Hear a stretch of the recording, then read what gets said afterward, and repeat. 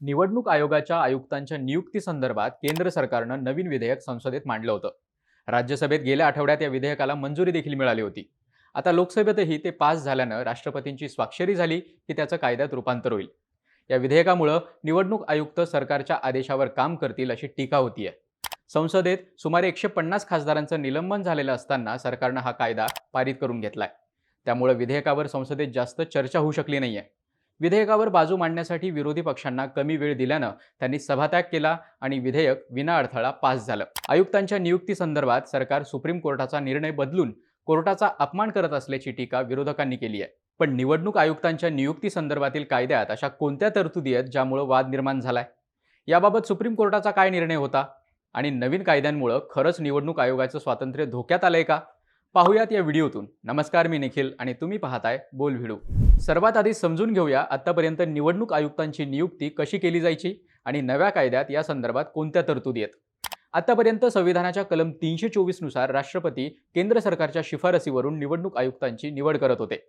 1991 मध्ये संसदेनं निवडणूक आयुक्तांच्या सेवेच्या अटी संदर्भातील कायदा मंजूर केला होता.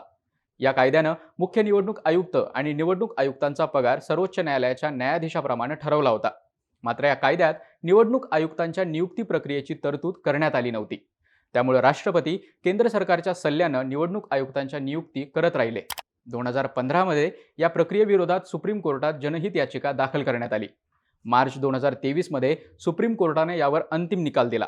तो निकाल अतिशय महत्त्वपूर्ण होता, कारण निवडणूक आयुक्तांची नियुक्ती आता पंतप्रधान, सरन्यायाधीश आणि विरोधी पक्षनेते यांच्या निवड समितीमार्फत केली जाणार होती.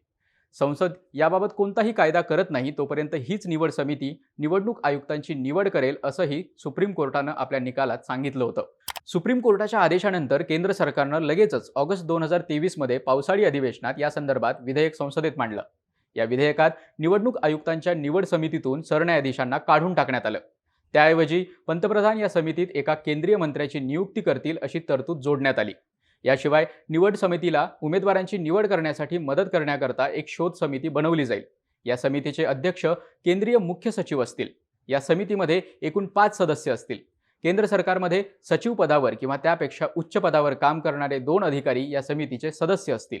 या अधिकाऱ्यांना निवडणुका हाताळण्याचा अनुभव आणि ज्ञान असणं आवश्यक आहे. ही समिती मुख्य निवड समितीला 5 नावांची शिफारस करेल. मात्र शोध समितीनं शिफारस केलेल्या नावांना सोडून देखील निवड समिती इतरही नावांचा विचार करू शकते, अशी देखील तरतूद या विधेयकात होती. पण या विधेयकातील काही तरतुदींवर माजी निवडणूक आयुक्तांनी आक्षेप नोंदवला. याचं कारण म्हणजे निवडणूक आयुक्तांचा दर्जा केंद्रीय सचिवाप्रमाणे ठेवण्यात आला होता. अखेर विधेयकामध्ये दुरुस्ती करण्यात आली आणि केंद्रीय निवडणूक आयुक्तांचा दर्जा पुन्हा एकदा सर्वोच्च न्यायालयातील न्यायाधीशाच्या समकक्ष करण्यात आला. केंद्रीय निवडणूक आयुक्तांना सिव्हिल आणि क्रिमिनल कायद्यांअंतर्गत कारवाईपासून संरक्षण देखील देण्यात आलं. हे विधेयक दोन्ही सभागृहात पारित झाली आहेत. राष्ट्रपतींनी त्यावर स्वाक्षरी केल्यावर त्याचं कायद्यात रूपांतर होईल. पण विरोधी पक्षांसह विविध नागरी संस्थांनी या कायद्याला विरोध केलाय. त्यांचा नक्की आक्षेप काय होता तेही समजून घेऊयात. केंद्र सरकारनं पारित केलेलं विधेयक सुप्रीम कोर्टाच्या निर्णयाचं उल्लंघन करतो अशी टीका करण्यात येते. याचं मुख्य कारण सांगितलं जातंय निवड समितीतून सरन्यायाधीशांना वगळण्यात आलंय. तसंच समितीत पंतप्रधान आणि एक केंद्रीय मंत्री असल्यानं सत्ताधारी पक्षाचं बहुमत आहे. त्यामुळे जेव्हा मतदान करण्याची वेळ येईल, निकाल सत्ताधारी पक्षातर्फे लागेल. याशिवाय नवीन कायद्यांमध्ये केंद्रीय सचिवांच्या अध्यक्षतेखालील शोध समितीला केवळ नावापुरतं ठेवलं असल्याचं देखील बोललं जाते.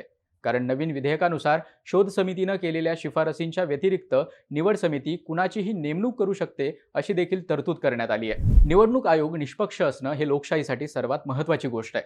त्यामुळे निवडणूक आयोगावरचा लोकांचा विश्वास कायम ठेवायचा असेल तर आयुक्तांची निवड ही निष्पक्ष असली पाहिजे.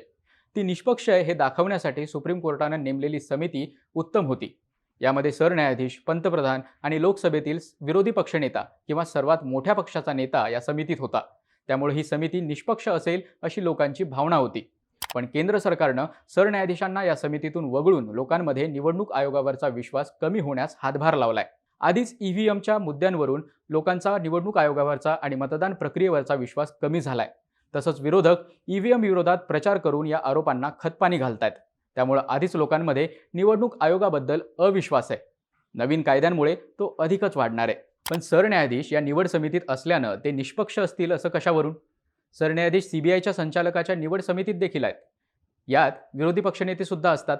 तरी देखील सीबीआय सरकार दरबारचा पोपट आहे अशी टीका होतच राहते. याशिवाय लोकपाल आणि लोकायुक्त निवडीच्या समितीतही सरन्यायाधीश आणि विरोधी पक्षनेता असतो. ते काय काम करतात किंवा त्यांनी किती सरकारविरोधी कारवाया केल्या आहेत याबाबत कुठेही चर्चा होत नाही. उलट लोकपालचं वर्णन टूथलेस टायगर असंच केलं जातं. संसदेत या विधेयकावर चर्चा करताना अनेक सदस्यांनी न्यायपालिकेच्या कायदेमंडळातील हस्तक्षेपाबाबतही चर्चा केली आहे.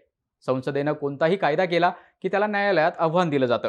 काही विषय असेही असतात की त्यावर संसदेत चर्चा झाली पाहिजे, पण ते न्यायालयात चर्चिले जातात आणि त्यावर टिप्पणी देखील केली जाते.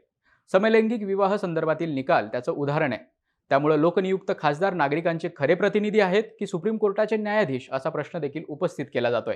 या उलट आता संसदेत कोणत्याच विधेयकावर ठोस अशी चर्चा होत नाही. बहुमताचा आधार घेऊन ते घाईघाईत पारित करून घेण्यावर जोर दिला जातो. त्यामुळे एखाद्या विधेयकावर लोकप्रतिनिधींची काय भूमिका आहे हे कोर्टाला कळायला मार्ग राहत नाही. यावेळी तर सुमारे 150 सदस्य निलंबित असताना हे विधेयक पारित करण्यात आलंय. त्यामुळं याला न्यायालयात आव्हान दिलं जाणार हे नक्की आहे.